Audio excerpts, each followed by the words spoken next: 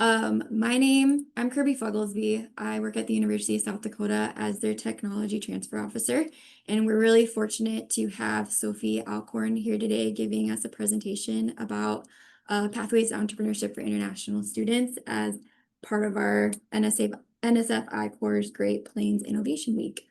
So Sophie Alcorn is a board certified specialist in U.S. immigration and nationality law and founder of Alcorn Immigration Law. Her mission is to transcend borders, expand opportunity, and connect the world by practicing compassionate, visionary, and expert immigration law in service of the betterment of humanity. Sophie hosts the Sophie Alcorn podcast, has written the Ask Sophie column for TechCrunch, and authored the best-selling book, Ask Sophie, The Founder's Guide to Visas and Green Cards. A sought-after expert, she's been quoted in major publications and spoken at global conferences. Through her work, Sophie is dedicated to helping people live their dreams in America and empowering professionals to navigate the U.S. immigration system successfully. If you have any questions throughout the webinar, please feel free to put those into the Q&A. And with that, I'll pass it over to Sophie. Okay, thank you so much, Kirby. Thank you, Nicholas. It's so great to be here with you all today. And I'm really excited to share details on immigration pathways with all of you. And the way I like to do presentations, but I'm flexible. I can keep an eye on the Q&A panel, and I'll be happy to reserve time at the end to be able to answer as many questions as possible. But if I can, I will also try to answer them throughout if I'm talking about something and I see the question pop up.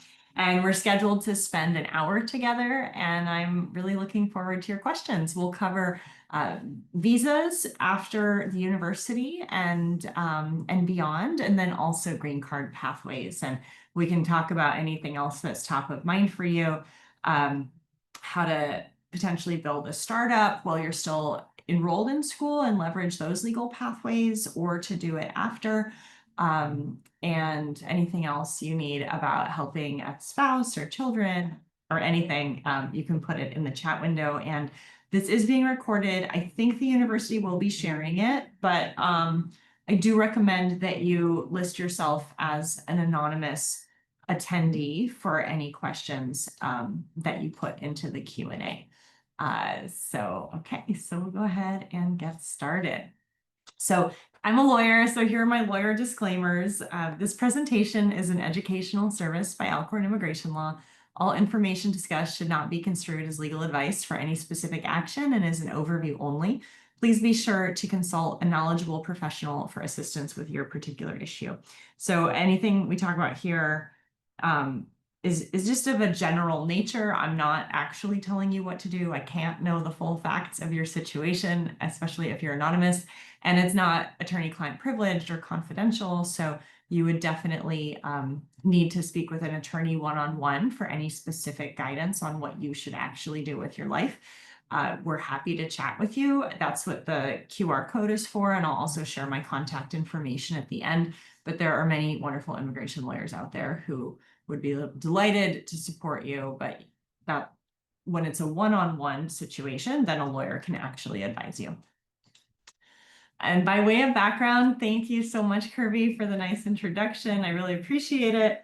I guess another thing about me is that I'm a mom, and my dad was an immigration lawyer, and my whole life growing up as a kid in Southern California to my dad, who was an immigration lawyer in the 80s and 90s. I just thought it was super unfair that I got the luck of the draw and got to be born in that life, in that family with those resources. And my dad would tell me stories about people born in other parts of the world who didn't have the same opportunities and who were, just trying to make a better life for themselves and their kids in the United States. And one of the reasons I love helping startup founders and entrepreneurs is because it even takes it a step further to be able to not just create a better life for yourself and your children, but also for job creation. You're going to pay taxes. You're going to invent new technologies that can potentially save lives, right? So that's a really, really cool thing to be able to be a part of and enable as well.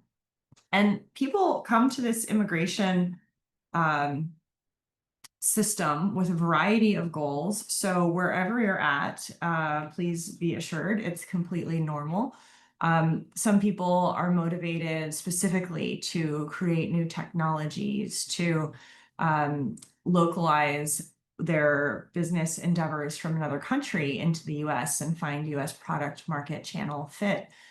To be able to scale here and go to market with US customer base and raise venture capital from US investors and get that unicorn or decacorn or whatever they're calling it now, gigacorn valuation in the startup world. And from a personal and professional job advancement nature, it also totally makes sense. You've invested so much time, energy, and resources to be able to go to school in the United States at a US university. You're studying hard, and you want to be able to work in a career that's fulfilling and meaningful, and you've earned the opportunity to do so. And some of our clients also want to take it a step further and be able to work in space technology or other technologies that might be subject to export controls. And so being on a path to a green card can be really liberating if you want to grow certain technologies in the United States. And then, of course, maybe some of you are undergrads, maybe some of you are postdocs, but at some point, many of us start thinking about, oh, do I want to get married? Do I want to have kids? What's my kids' future going to be like? How do we stay together as a family? Where do we buy a home? And, as your life continues to get more and more established, those are, of course, questions that you'll be facing, and immigration can be a large factor in those as well. So whatever is drawing you here today, there could be many other reasons. But these are some of the most common threads that I see in people who are entrepreneurial minded. And let's start with the immigration context, and I'll provide an overview of just how the system is designed to work and where you might find yourself in it, and then what sort of opportunities you might have from here. So, wherever you're at in your journey, whether you're a student, faculty member, researcher, alumni, a local employer, I'm happy to share more details with you today on business immigration. So we're going to be covering visas, green cards, boundary relocation, supporting your family, supporting future team members, and anything else you need help with, you can put in the Q&A panel. And a lot of people have imposter syndrome when it comes to navigating the US immigration system. So I would like you to know that a lot of the things that startups are judged by, which is a very, very high bar, because innovation is a very fiercely competitive world. It's like pure capitalism at its finest. But that is not the legal framework for how our immigration system is set up. So stuff that you might need to succeed in Silicon Valley is not required to get a visa. So for example, if you're just an undergrad, that's okay. You don't need a bachelor's degree. If you don't have a minimum viable product yet, that's okay. If you don't have funding yet, that's okay. If you don't have product market fit yet, that's okay. Certainly your valuation does not matter. It can help, but if you're in a super early stage company, you're not a unicorn or you haven't IPO'd yet, that's okay. You can still navigate immigration well before, and certainly you do not need a Nobel Prize. So some of the basics would be, we have three categories of immigration in the United States. So there are visas, and those are short-term pathways for living and working in the US on a temporary basis. And that includes things like F1, it includes things like J1, it includes things like B1, B2 visitor visa. So those are all very common visa pathways in the United States, and they don't last forever. They are limited to a particular duration and for a particular purpose. So for example, when you come here on F1, you're supposed to be studying and be a student in the university. issues your I-20, and that allows you to be enrolled in school. So that is the most frequent, status in which I meet most student entrepreneurs, although of course students could also be on DACA or on J1 researcher visas or J1 exchange university student visas, or maybe you're married to somebody with an H-1B and so you have like an H-4, for example. So there could be a lot of different immigration statuses that a student could be on, but usually that visa is designed for a specific purpose and a specific duration. And so if you want to work in or build a company in the US, you would have to get special permission to be able to do so. And it starts with navigating the existing F1 pathways and getting permission from your school and understanding how things like your major can tie into that. So I do see the question in the chat window. Are there any particular paths one should follow or majors, just like in entrepreneurship, that are highly recommended to eventually transit? So the really big thing, if you're getting an F1 student visa, would be to understand how your work permission works before and after you graduate.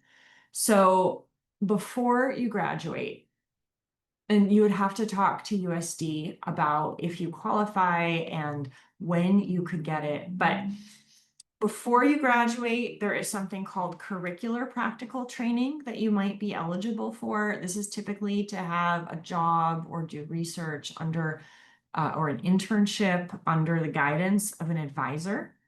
Sometimes it can be used to work in an early stage startup company, and it's usually granted on a term by term basis. So like each semester or for the summer session. There's another thing that most people get after they graduate, but it is possible to get it before you graduate, and that is something called optional practical training. And the way it's normally set up is you can get 1 year of OPT, which is a work permit. And if you get a bachelor's degree, a master's degree, or a PhD, you will be eligible to apply for 1 year. It's called 1 year of post-completion regular OPT. And this is a work permit that allows you to be self-employed, to get a job, to be a volunteer, but you can only have so much unemployment, and whatever it is you're working on needs to be related to the major that you studied. Now, in terms of choosing a major, it really is helpful for post-graduation work authorization if you major in a STEM field. So STEM stands for science, technology, engineering, and mathematics. And these are degrees that have been specifically designated by their CIP codes to qualify for an extra two-year or 24-month work permit extension if you're working at least 20 hours a week in a US company that's enrolled in the E-Verify system, and you have a mentor that's engaging in a training plan for you. So USD will issue your I-20 for regular OPT, and if you qualify and apply, they will issue your I-20 for your STEM OPT. So choosing a STEM major as opposed to a non-STEM major gets you 2 more years, but which majors specifically count? Sometimes it's a little confusing, like is anthropology science or not, right? So any major you're interested in, you should speak with your international student office at USD to confirm that it is STEM eligible for after you graduate. Now, you can be an entrepreneur on F1 regular post-completion OPT.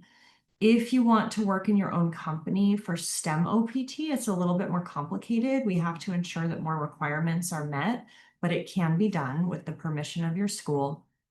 And there's also a little known variation called part-time pre-completion OPT. And so this will cut into your 12 months after you graduate, but it's very, very useful to know about, because if for whatever reason you're not eligible for CPT, but you have been enrolled in school for at least a year, and there is a work opportunity you would like to explore part-time during the school year, pre-completion part-time OPT could be very beneficial for you, because it's basically like post-completion OPT of 1 year of being able to volunteer or work or get paid or be self-employed related to your field of study.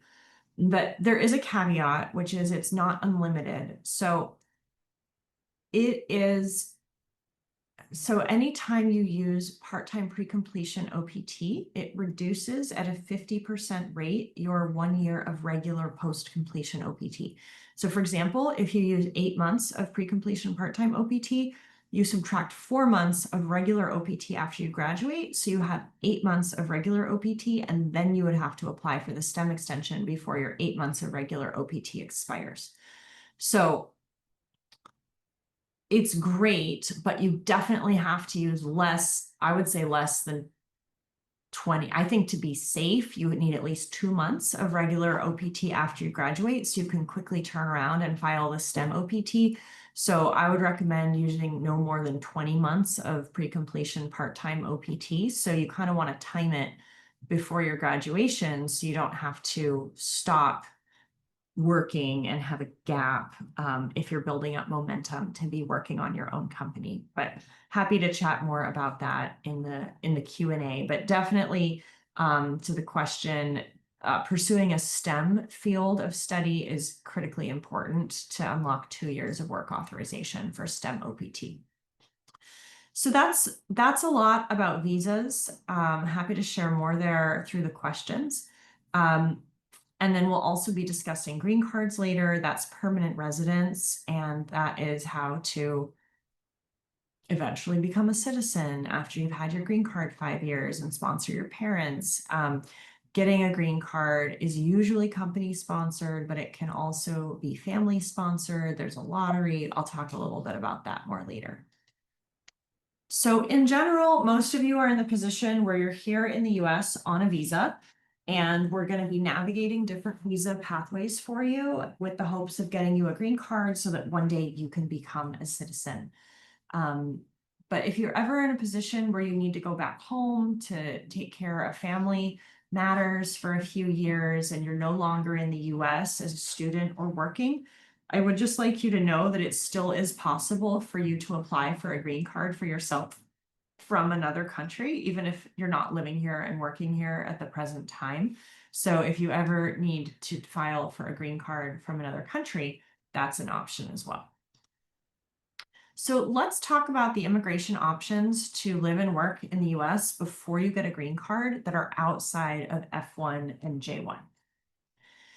So one of the most popular visas right now for startup founders and entrepreneurs is an O1 visa.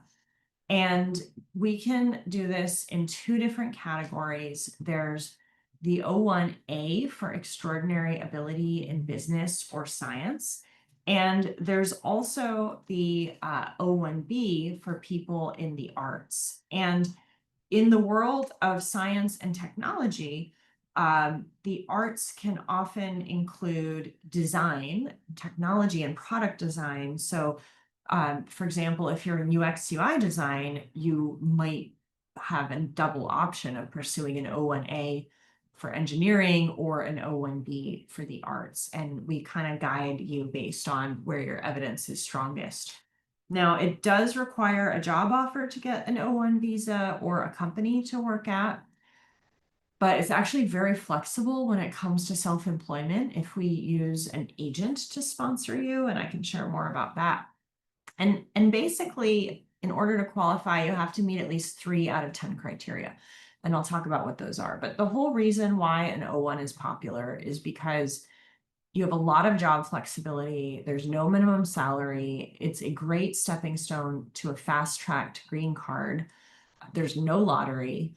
And you can use it for basically any field of business, science, innovation, the arts. It's very, very broadly applicable.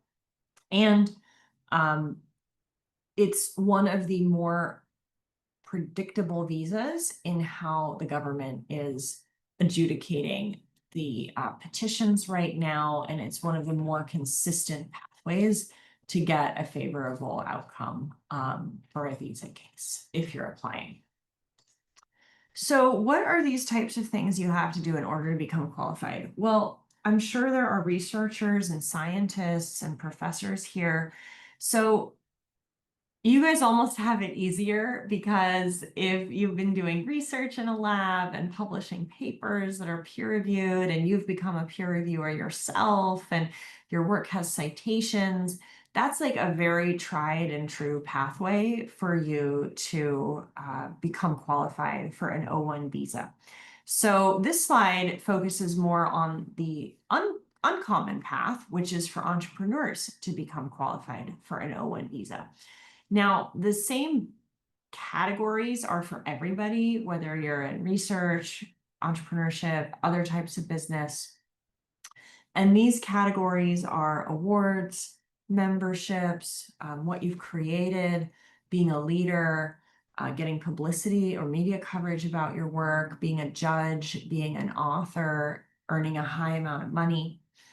So these categories apply whether you are a founder or a researcher or something else, but the way I've written the black text below the red text is specifically to give founders ideas, because often early stage founders coming from academia might have to creatively, without working and earning money, because they don't have work authorization yet, they have to figure out ways to become famous enough and to make contributions that can qualify them for this.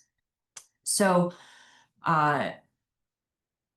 in terms of awards, that can be things like science grants from the government, which your project could qualify for. We could definitely use that. We could use it from the US government. We could use it from foreign governments.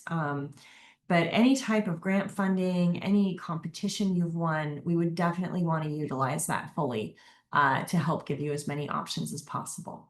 Being a member of accelerators, incubators, founder groups, scientific committees, being an advisor or mentor to other organizations, all of these things can potentially help as well. And of course, whatever you created matters. So sometimes you're working with lawyers to get provisional patents, or you have patents pending, or maybe some of the claims have been granted. But if you're pursuing patents, that's great. That's extra evidence. But we do need to show that the technology you created is in commercial use, and or it's being developed, or it's being licensed, or it's being cited. So we want to show that what you created is having an effect on the world or in your industry. Your leadership also matters. Having a leading and critical role in a distinguished organization is very, very helpful, but of course not necessary. Publicity helps. So if people are writing about you, and this could be in scientific journals or magazines or trade publications like business newspapers, it could be in your country, it could be in South Dakota, it could be in the United States, it could be global publications. So we would collect all of those to tell a story of what you've created. Being a judge is also very helpful. So if you've been able to serve as a judge of pitch and technology competitions or hackathons, or if you get to help decide on the committee who the grants are going to go to, all of those things are very helpful. Your writing and speaking events are very important. So of course, if you're doing academic research that's peer reviewed, that's great, but that's not the only thing we can use. We can also use, if you've given speeches or served on panels, or if you've been interviewed on a podcast, or if somebody made a YouTube video about your work, or if you speak at conferences, all of these things can be helpful as well. And then of course your pay and your salary. So for example, if you earned a lot of money in Nepal before you came to USD, we could use that. And if you're like, well, I live in South Dakota and I make a lot of money for South Dakota, but I don't make a lot of money compared to San Francisco. That's okay. We can compare you to people in South Dakota. So we get to choose how we position the arguments about you and why it makes you extraordinary. And we can mix and match these categories in very many ways. So the types of evidence that a founder will collect are very different than a TikTok influencer, which is very different from people who are like garage inventors, tinkering, right? So wherever you are on like the introvert extrovert scale is probably going to affect the types of activities you've engaged in your life and what you might want to do in the future and how this evidence plays out. So this is just to reiterate, we only need 3 out of the 8 criteria, and they can be any of them to tell a story of why you're extraordinary. Okay, so let's see. Scanning the questions. I think I'm gonna be getting back to those in a few minutes after green cards. So for the other types of visas in the United States, if you don't qualify for an O1 yet, and if your, let's say your STEM OPT is running out, or you're not eligible and you just have a year of regular OPT, or maybe you're on a J1 and you need to switch to another type of visa. Actually, for any J1 people out there, I don't have a slide about this yet because it's too new, but we're starting to be able to transfer J1 researchers from universities when their postdoc is done to their startups. As long as you have one other person that you're collaborating with on your research, it's actually an extremely flexible category. Most people get postdocs for 1 or 2 years, and it's a maximum of 5 years.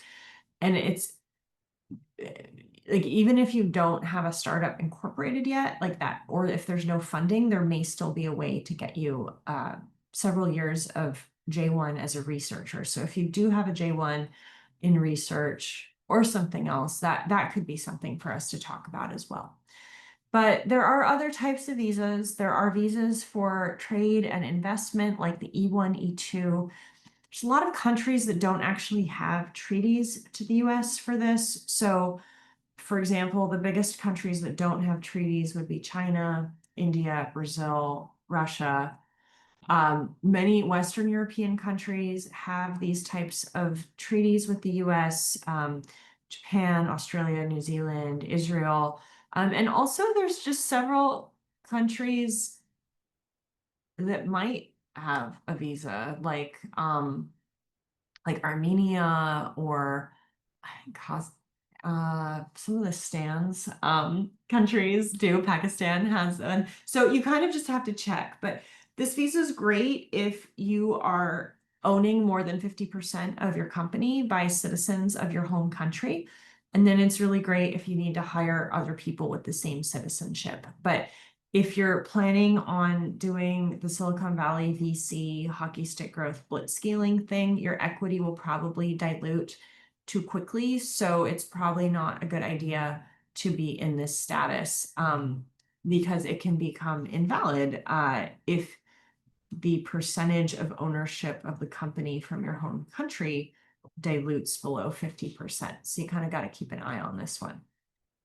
Now, the H-1Bs are also kind of exciting these days because we're making a lot of headway in how to use them. So there's a lot of information on this slide. There's normally a lottery. The lottery happens every March, and candidates get to start every October.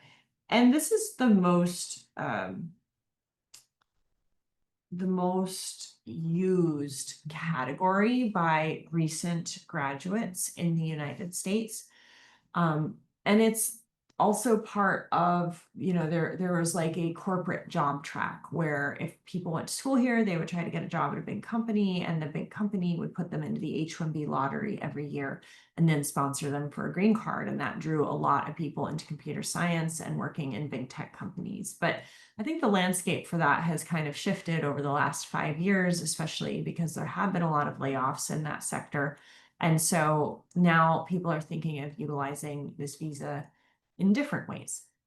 There may also be changes to the lottery next year, where the government wants to change it from a random selection process to a process based on highest wage to lowest wage for who gets visas through the lottery. So if you're planning on graduating and getting a job, then you probably ought to see if the company will sponsor you for an H-1B by March. But also keep in mind that them offering you a job isn't enough. if the law goes the way the government is wanting it to go with this administration. There's a set of wage standards called the prevailing wage and the wage level. And if the law goes through in the way that's being proposed in the future, they would give people with level 4 wages H-1Bs first. But what is a level 4 wage? Well, if you live in San Francisco versus South Dakota, the level 4 wage for South Dakota is just basically being at the 90th percentile of wages in South Dakota. It's not being at the 90th percentile nationally, so it is geography specific. So if you're planning on staying in South Dakota, then it may be a lot easier for you to get an H-1B more quickly through the lottery with less randomness if you can try to aim for one of those higher salary brackets there. So there are other ways to use the H-1B that we can use for even very early stage companies. And we've been now successful securing H-1Bs that are not subject to the lottery. So you don't have to wait for March and then the October start date. We've also been successful getting part-time H-1Bs if you're only going to work 5 or 10 hours a week. We've been successful at getting more than one H-1B at a time for somebody so they can have multiple concurrent H-1Bs. And we've also been successful now with getting H-1Bs for people who even own 100% of their company and who are going to be the CEO. And that means that you'll initially be limited to 18 months instead of 36 months, but it's been very productive and successful to help founders. So the H-1B we've really pushed the boundaries of it in the last 5 years to find new ways to use it beyond the typical corporate setup. And there is another wonderful pathway where if you have one H-1B job that is cap exempt, whether it's for 5 hours a week, 20 hours a week, 40 hours a week, you can add on a second concurrent job to be employed in a private company. And so, if somebody is a faculty member at USD who's already been sponsored for a cap exempt H-1B, they're allowed to add on a 5-hour a week or 10-hour a week job in their side project company. Or if a recent graduate is able to locate a job like that, they could potentially get a concurrent full-time job to work at their own startup. So we can be very economical about all the different opportunities that we utilize to provide somebody this benefit. So this could also be a pathway if you're not yet qualified for an O1. And then, of course, if you have had the benefit of an H-1B through the lottery before, maybe before you went to grad school, you can always reutilize this for a future company if you went through the lottery. Okay, so just a couple more notes on some visas. If you're ever in a position where you have a multinational company and you have, let's say, a wholly owned subsidiary in India with your engineering team, if somebody has worked there for a year and gotten paid normally throughout the year, they can be transferred to the US office, and that's called an L1 visa. And then also, there is this pathway called International Entrepreneur Parole Rule, but I don't think that anybody is trying it in this administration. It's very slow. There's no premium processing, and President Trump's administration previously tried to end this program. So I have not heard of any founders trying to use this program in the last year. So real briefly on green cards before we go to your wonderful questions. So how do green cards work and what is a green card? Why do you want one? Well, a green card is a lifetime status of permanent residence, and the card, some categories get you a 2-year card, but eventually you graduate and then you get 10-year cards for the rest of your life, unless and until you either A, give up your permanent residence, or B, become a citizen. And in order to get permanent residence, there's many paths up the mountain. There's the family path. You can do the 90-day fiance thing and marry an American. There's a lottery for countries with low levels of immigration that you can put yourself in. And there's the whole employment-based side. of things. And on the employment-based side of things, that's why they have the labels EB, EB1, EB5 for green cards. So there's all these different EB categories of who qualifies to scale that mountain. And normally there are 3 steps for an employer to sponsor you. Step 1 is called a perm process. That's with the Department of Labor, where the government proves that there are no qualified, willing, and able US workers to replace you to do that job.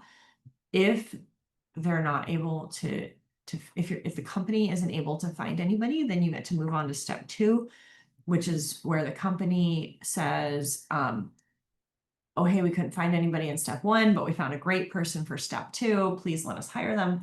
And then step 3, so then there's this like long wait in between step 2 and step 3, governed by something called the visa bulletin.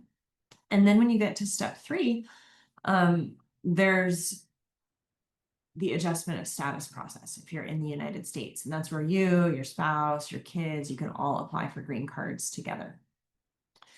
And it typically takes 2 to 5 years, depending on what country you were born on and what category you're in. But if you were born in India or China, it could take decades. So there is this incentive for people to figure out, okay, how can I self-petition and not have a company petition for me? How can I skip step 1 and make it a faster process?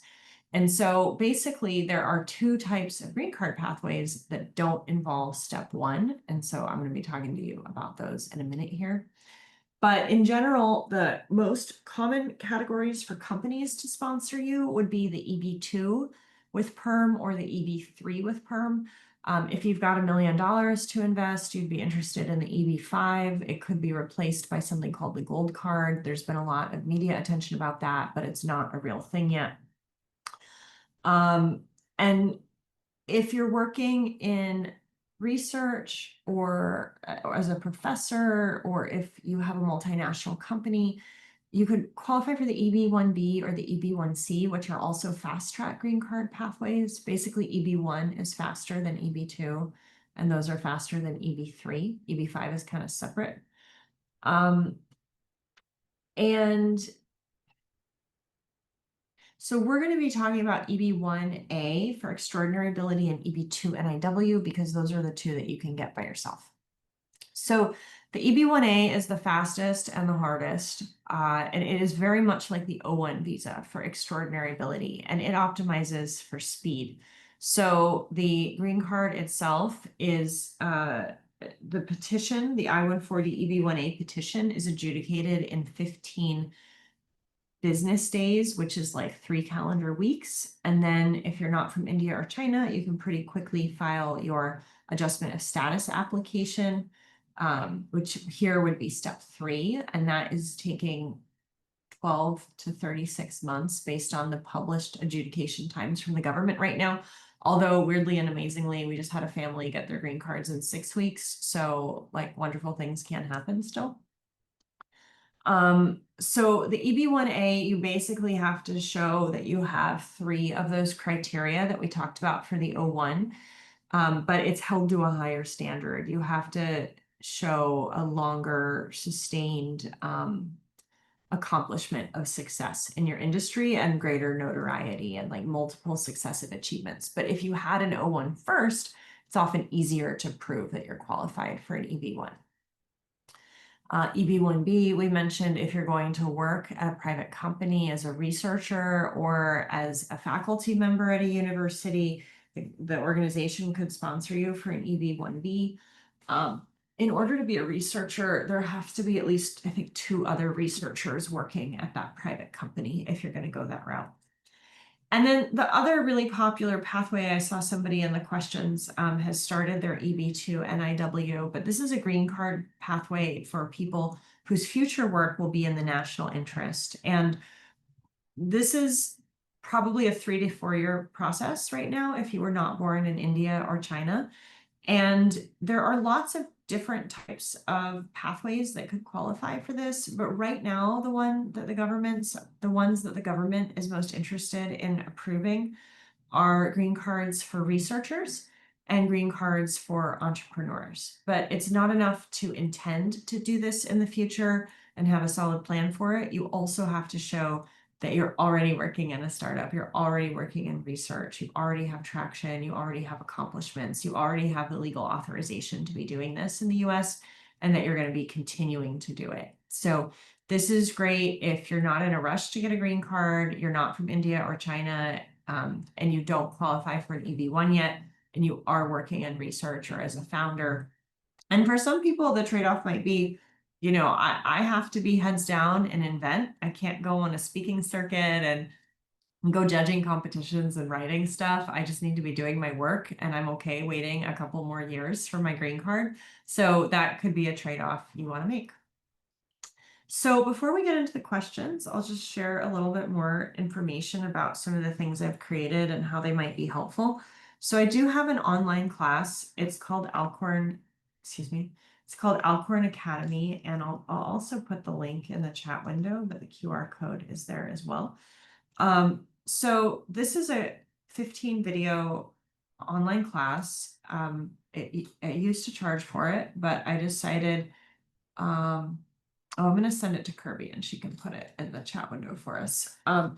But anyway, I think like 1,000 people have taken it, and I decided to make it free as a gift last December to help as many people as possible become qualified for an O1A, EB1A, or EB2 NIW. So that's available as 15 videos. You can take it anytime. I recommend starting there. I put a lot of thought into making that, comprehensive. Thanks, Kirby, for sharing that. And then the other assessment program that I offer is called Legal Launch. And this is a 4-week program where we give you our comprehensive evidence questionnaires. You upload all of your existing evidence, and we assess and conduct a gap analysis on how qualified we think you are for an O1A, an EB1A, or an EB2 NIW. And if we think you're ready and you want to get started, this is $2,500. We would credit those legal services towards your future O1 or EB1, which are about $11,000 or $12,000 in legal services. And if you're not ready yet, we do a gap analysis and we give you clear written recommendations on what else you need to do to become qualified. So that's Legal Launch. And if you're not sure if you qualify for something yet, but you've done a lot of work and you might be qualified, that is a good place to start. And then, of course, you're also welcome to reach out to me and schedule a consultation. And I have this questionnaire. I try to keep it as simple as possible, but you just check whatever boxes apply to you, and that will help us assess where you're at and all of your visa options.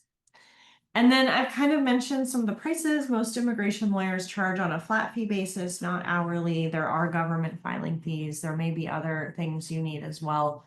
But the government filing fees usually range from $500 to $5,000, and immigration lawyer services are usually about $5,000 to $15,000, depending on the type of thing that you're looking for.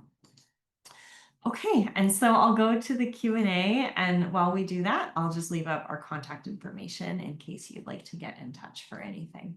So thank you so much for the questions, and we will get started. Okay, so the first question is, how can we get OPT before we graduate? And is it necessary we get a job before then? And then how can it be used for self-employment? Okay, so yes, you can get OPT before you graduate. You have to get USD's permission. What you would be looking for is something called part-time pre-completion OPT. You need to get an updated I-20 form from USD authorizing you to do it. Then you file an I-765 application with USCIS, and you can file for that online with premium processing to get an answer within a month. And once you have it, then you need to go into CVIS and update whatever your employment is to prove that you are on track with maintaining your status with the requirements of your I-20. And you can have You can do volunteer work, you can be self-employed, you can get a job somewhere. You usually can't get a work permit until after you've completed one academic year in the school. And it's quite flexible, so that if your jobs change, you just update it as long as they're related to your major. But you do have to keep in mind that once you have it, you can't accrue too much unemployment. So you only want to get it if you're confident that you would be able to use it. And then the second question, you mentioned that OPT can be used for self-employment. Can you explain what kind of jobs that falls under self-employment?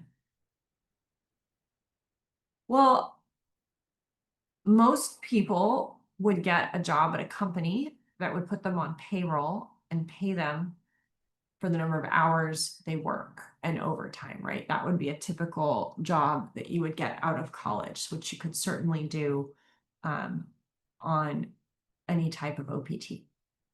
But what a lot of my clients want to do who are interested in starting businesses is they want to launch a minimum viable software product and see who will buy it.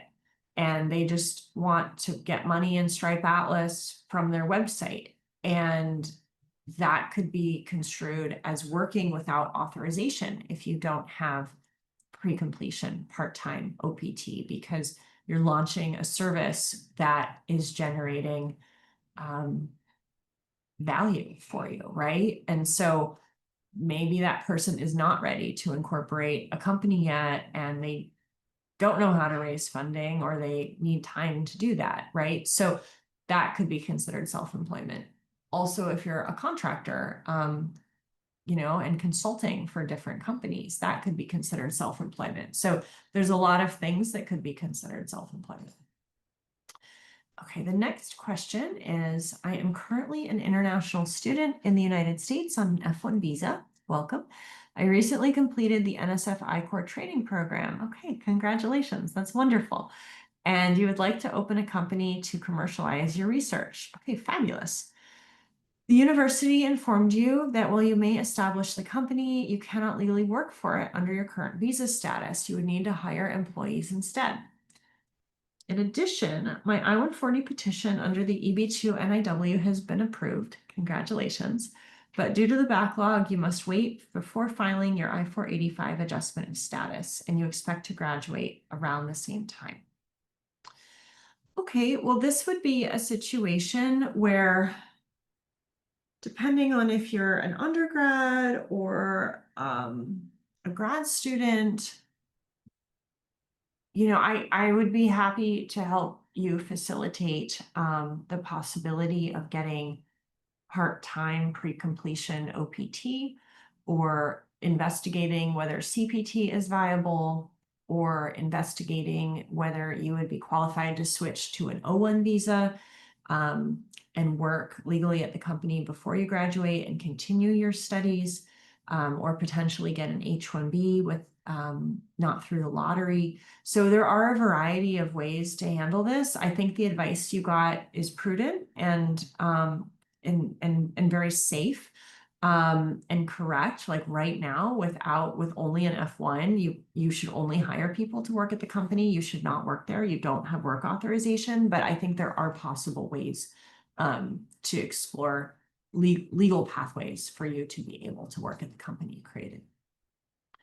Okay, and then how can you apply for pre-completion OPT? So this would be a question for the International Student Services Office at USD, but in most universities, they would have some sort of office hours, and you would make an appointment, and you would go talk to the counselor, and you would explain to them that there's a part-time work opportunity becoming available in a few months, and you're interested in applying for pre-completion OPT for part-time work during the school year, and you're planning on using premium processing to get an answer in 4 weeks.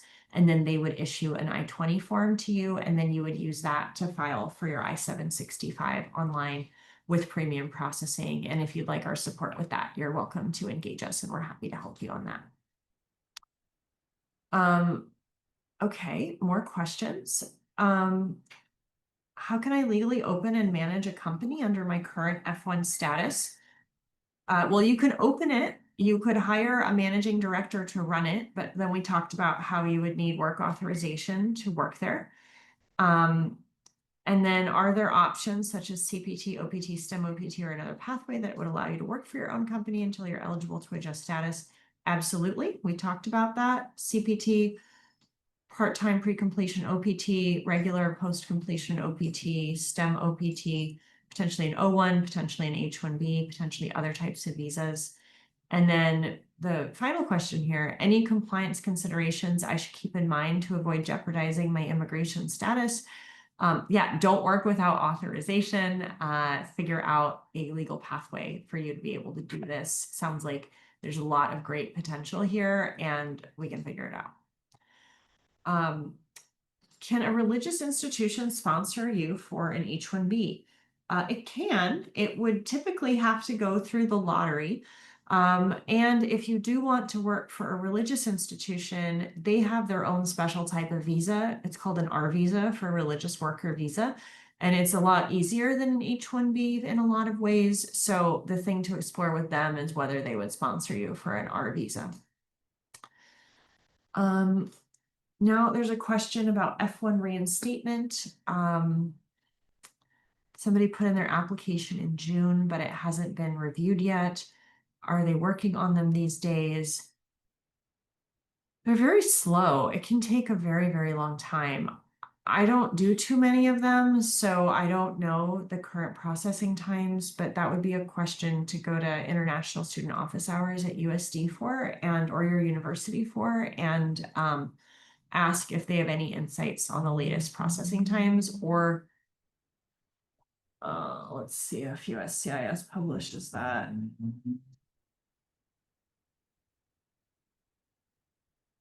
It often takes more than a year. And it is typically the form I-539. And there is a egov.uscis.gov/processing-times website. And